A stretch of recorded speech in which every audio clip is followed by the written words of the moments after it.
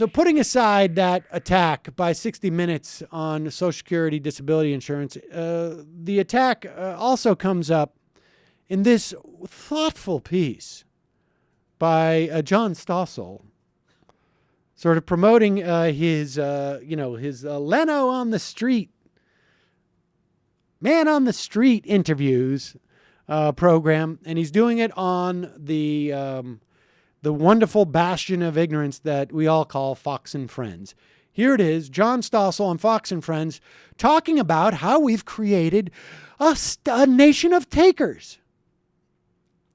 So is welfare creating more victims? And it's actually helping. Joining us now is the host of Stossel, John Stossel himself. So is the system not doing what it's intended to do?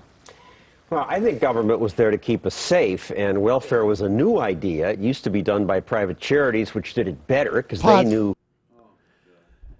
That is a lie that can only be disproved by anyone who has any notion of the history of this country. Private charities have never, ever been up to the task of dealing with society's poverty levels. Private charities could never, ever be up to the task of dealing with all of society's charity needs or welfare needs or poverty needs. Back in the 1920s, in this city, there was literally 20,000 people sleeping on the street of the Bowery.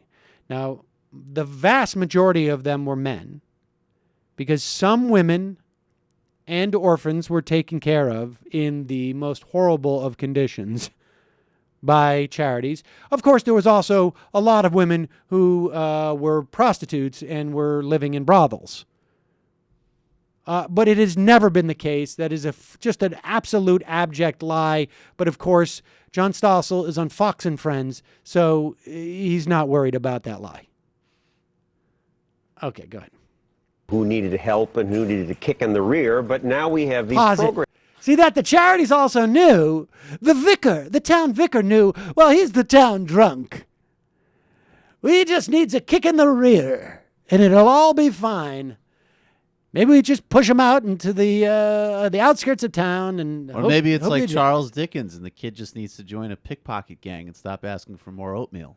Just like grow up and have a little rugged individualism. Sir, may I have some more? Sorry, Oliver, you've had too much.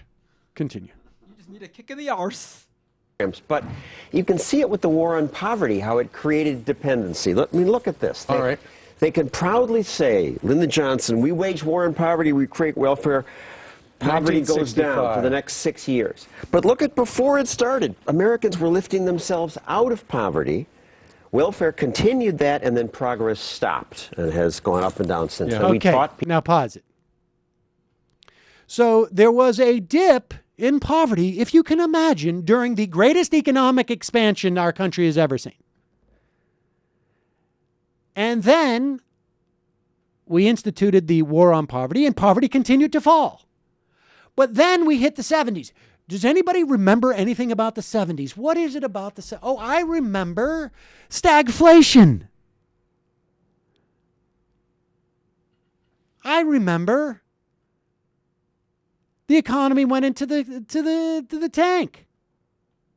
And then poverty starts to rise, sort of weirdly, around 1983.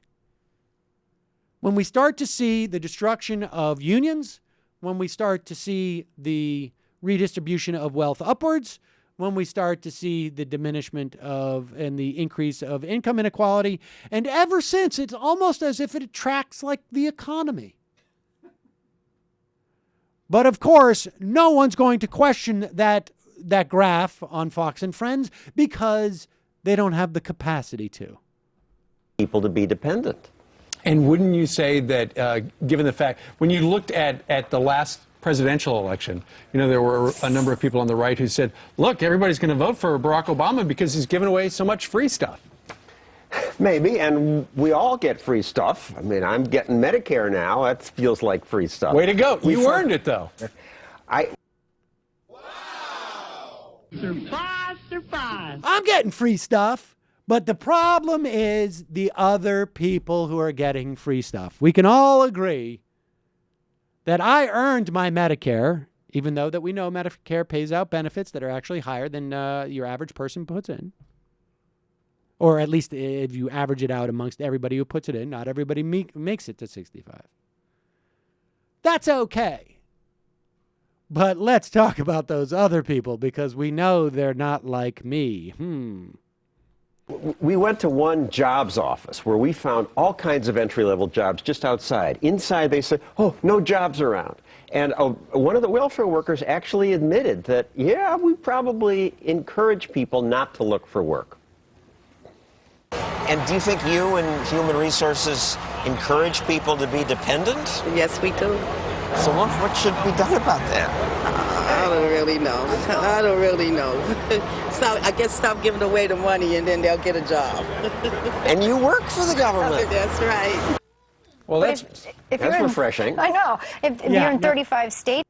Okay, hold on. Let's just go back just a moment here for a second, a couple of seconds. First off, we don't know how that exchange was edited. We don't know any context. It's a great anecdote. We don't know if, as I think it's Elisabeth Hasselbeck will bring up in a moment, well, maybe it's possible that people can't make a living wage and they can't feed their kids. There is always going to be a dynamic. There's always going to be a price point, folks, where if I work at a minimum wage job with a family of 4, I will not be able to put food on their table. I can get slightly more from a welfare program, but if I work at all, I'm not eligible for that welfare program. That is always going to be a dilemma. The percentage of people who fall in that zone is incredibly small. And if you want to fix it, then there are ways to create a tiered system, but there's no interest in doing that because then you would lose this anecdote.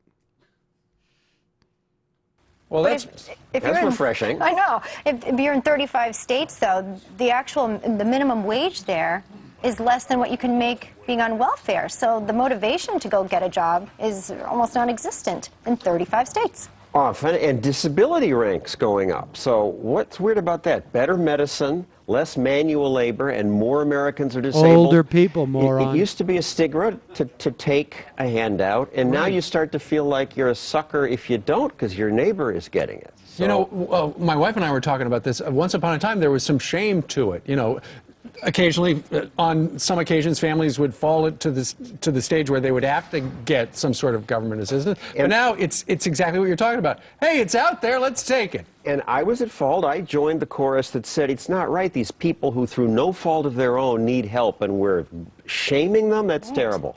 But it's grown from that to this entitlement. And people who need it should get it, but it's the other people that you got to worry about. And this is what you're going to be talking about tonight on your show, right? Yeah, I wonder if tonight on his show, John Stossel will make it really clear who are the other people. I wonder.